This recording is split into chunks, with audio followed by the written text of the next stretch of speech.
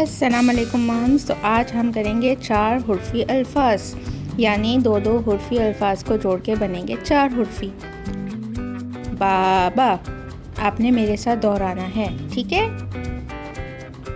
بالا، بالا. باجا، باجا. تالا، تالا.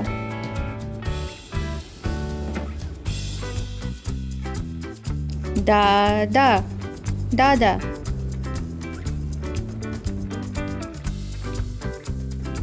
کالا، کالا.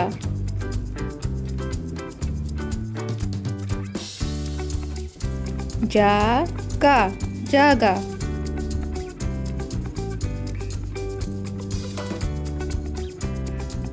نانا، نانا. سارا، سارا. گانا، گانا. کاٹا، کاٹا.